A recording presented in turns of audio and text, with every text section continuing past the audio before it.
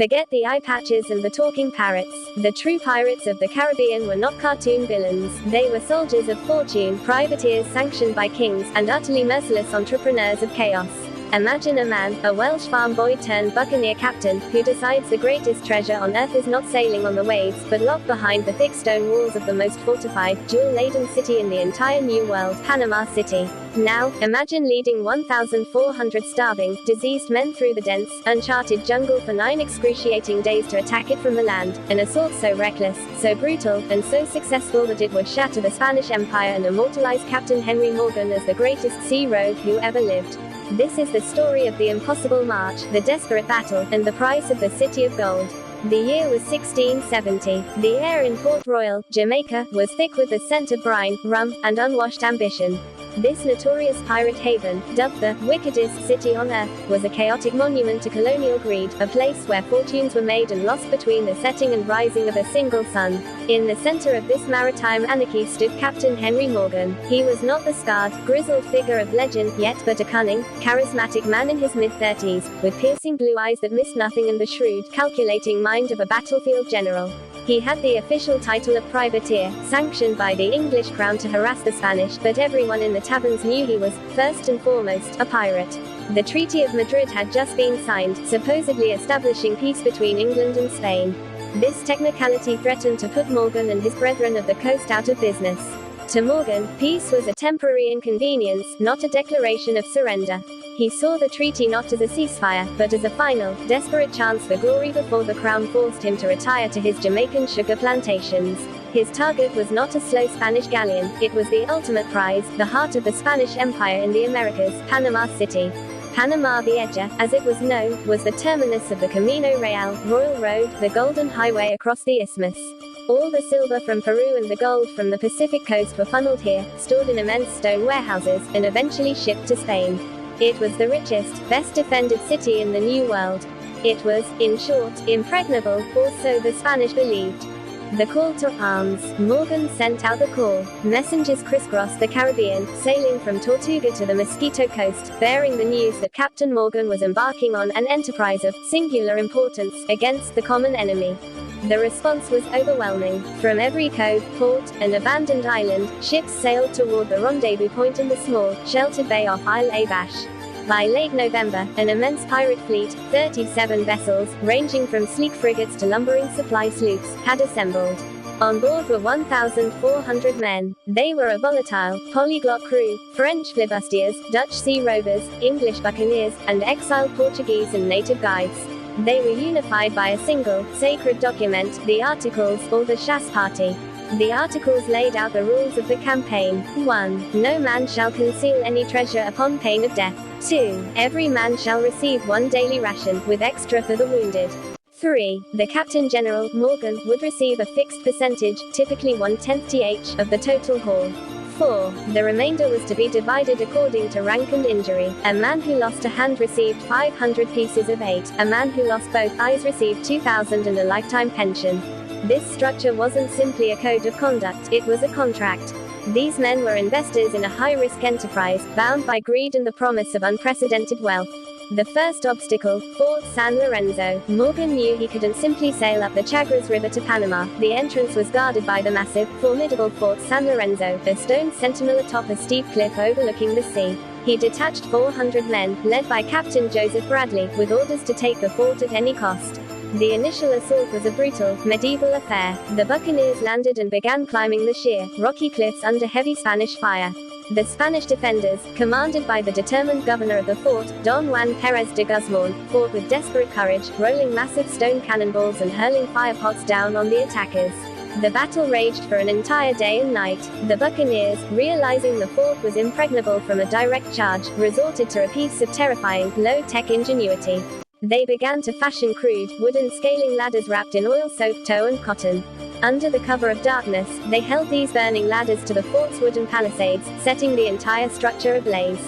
The fire spread quickly. The magazine exploded. By dawn, after a horrifying night of screams and smoke, the Spanish flag was hauled down.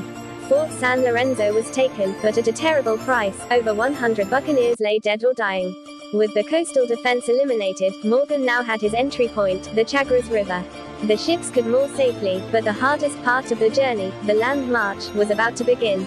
The City of Gold was 50 miles away, separated by one of the most brutal, unforgiving jungles on Earth. Chapter 2. The Green Hell and the Ghosts of Hunger. The Chagres River, once the conduit of Spanish riches, now served as the initial, deceptively calm highway for Morgan's force. Leaving a small garrison to guard Fort San Lorenzo and their anchored fleet, Captain Morgan led the main body of his force, nearly 1,200 men, upriver in a fleet of small canoes and piraguas. The decision was a tactical necessity. The Spanish would never anticipate a large army attacking from the jungle interior. The initial days were deceptive. The river was broad, the banks lined with vibrant, yet ominous, tropical growth. But the easy passage soon dissolved into an agonizing struggle against nature itself. The river rapidly shallowed, choked with fallen logs and submerged rocks. The men were forced out of the canoes to drag the boats through the tepid, muddy water, often up to their chests in the current. The jungle, the infamous green hell of the isthmus, quickly turned their journey into a purgatory. The price of penetration. The Spanish, despite the fall of Fort San Lorenzo, were executing a brilliant defense rooted in scorched earth tactics. They had evacuated all settlements along the river, taking every cow, pig, and grain of maize, and poisoning the rest. Morgan had anticipated some resistance, but he had relied on foraging and plunder to sustain his massive force. By the third day, the 1,200 men, accustomed to the rich provisions of a ship's galley, were starving. Their rations, limited at the start, were quickly exhausted. The jungle, while teeming with life, offered no accessible sustenance. The men became desperate, resorting to chewing on leather belts, soaking and boiling the dried skins of their water bottles, and even eating the leaves and roots recommended by their few indigenous guides. A French buccaneer, named Le Sieur de Turenne, kept a grim diary of the march. "We had nothing in our bellies save mud and despair. We chewed the leaves of the trees, which were bitter and sharp." The weaker men began to collapse, not from wounds, but simply from the absence of fuel. Their eyes grew large and wild, and they looked at their comrades with the hunger of wolves. Morgan's iron will. Morgan himself showed the grim determination that defined his command. He was marching with his men, sharing the same rations, or lack thereof, but his resolve never wavered. He understood that to stop was to die, and to retreat was to face the mutiny of 1,000 starving men. He drove them forward with a relentless pace, demanding speed over comfort. His scouts brought back news that amplified the desperation. Panama's governor, Juan Perez de Guzman, the same commander who had lost the fort, had retreated to the city and was preparing the defenses. He was gathering the local militia and preparing a massive ambush. Morgan knew he was racing against time, his only advantage being the element of surprise he hoped to achieve by arriving overland. The 9-day ordeal. The 9-day march across the isthmus became a testament to human endurance and brutality. Day 4 and 5, men began to hallucinate from lack of food. They fought over a chance discovery, a single leather bag of stale biscuits, a brief, violent struggle that Morgan ruthlessly put down with his pistol. Day 6, the river was abandoned entirely. They struck into the dense, mosquito-infested forest, traversing steep, muddy hills known only to the indigenous people. Dysentery and tropical fever claimed dozens of lives. They were leaving a trail of bodies behind them. Day 7, a brief, encouraging sign. They found a small, abandoned Spanish settlement, but the buildings were empty, the food stores gone. Their only relief was a few jars of wine, which, on empty stomachs, only led to momentary, desperate drunkenness followed by debilitating hangovers.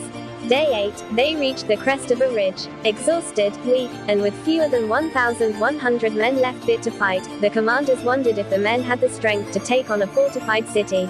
The site of salvation. Then, on the 9th day of the march, January 18, 1671, the buccaneers emerged from the stifling darkness of the jungle canopy onto a high, open savanna.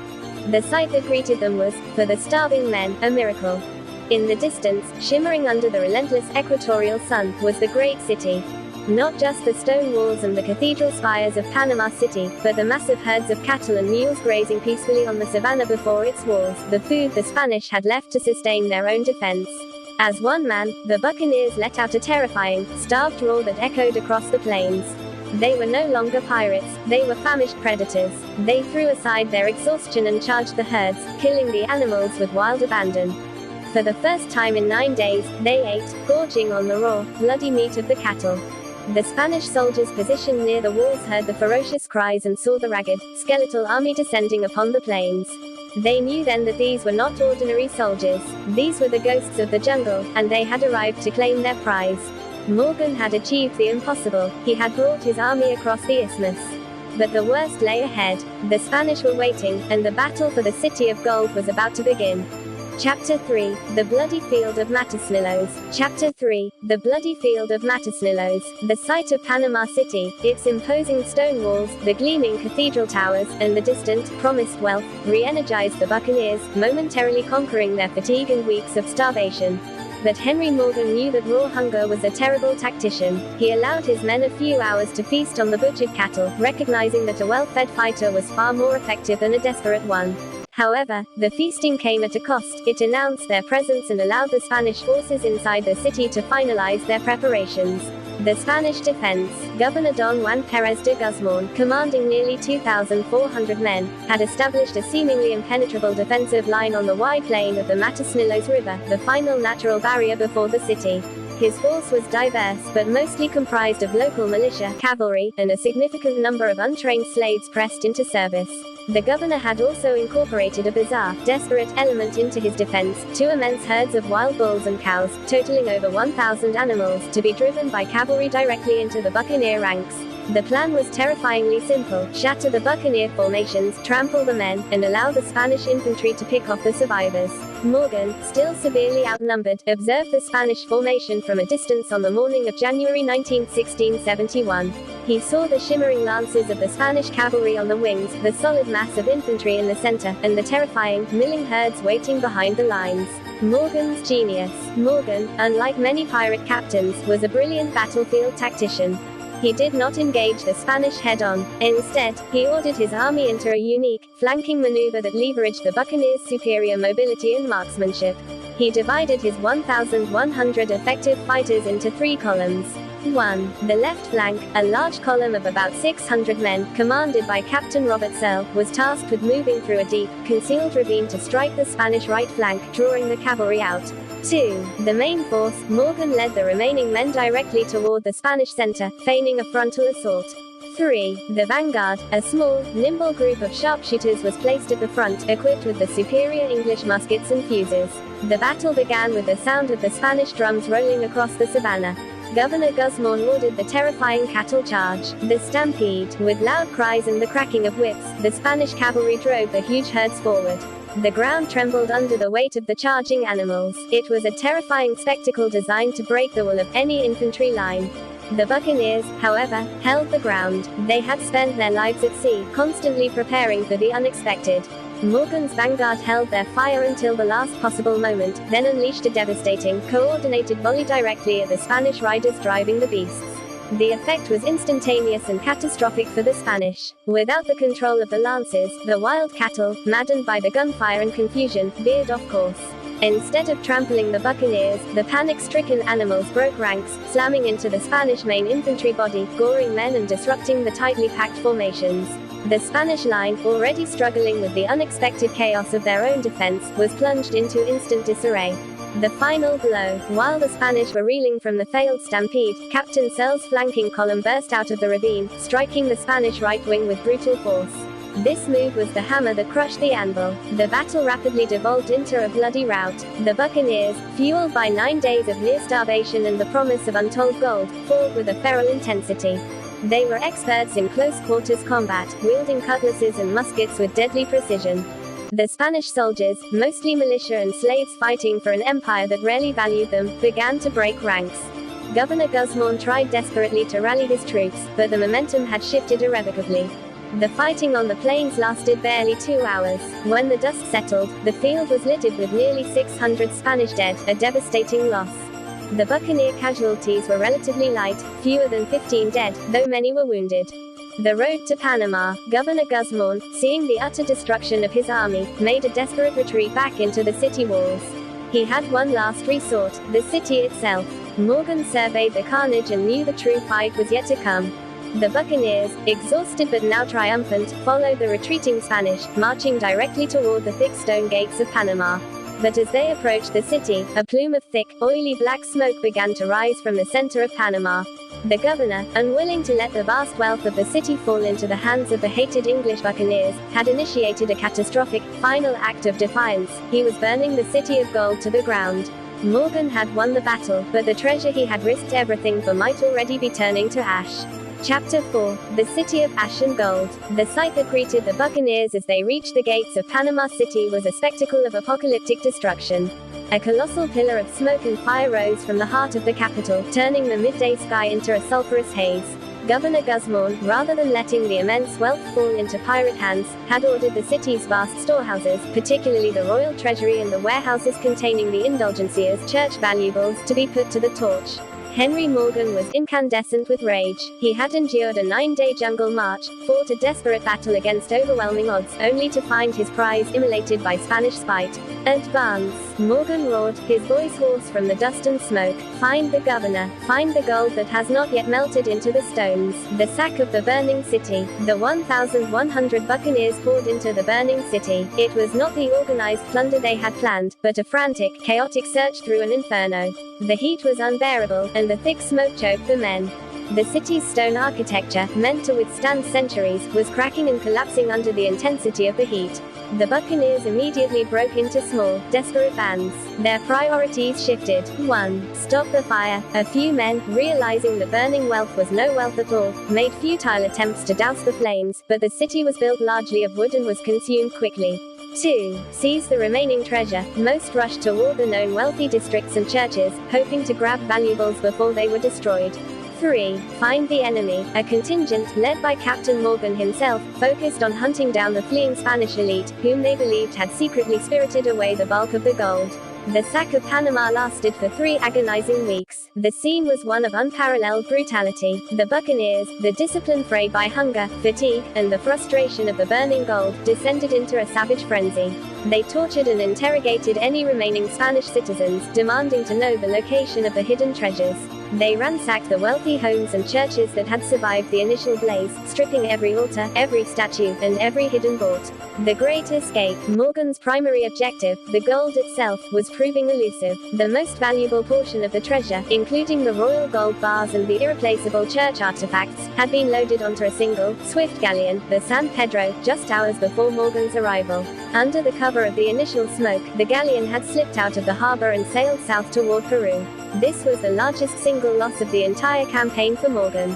However, Morgan did capture several smaller vessels that were fleeing the city, including one ship loaded with precious silverware and jewels. He also found significant hidden caches of money, coins, and unburnt silver plate in wells and cisterns, where desperate citizens had tried to conceal their wealth. The Trials of Panama. During the 3 weeks the buccaneers occupied the ruins, Morgan attempted to impose a semblance of order and prevent complete anarchy, but his control was tenuous. He was obsessed with preventing individual buccaneers from hoarding wealth, knowing that a successful raid depended on an equitable division of the spoil among his investors. He set up a fortified camp outside the smoldering ruins. Any buccaneer suspected of hiding gold was immediately subjected to torture, a practice Morgan coldly allowed to enforce the articles. Rumors and accusations of hidden jewels and pearls ran rampant through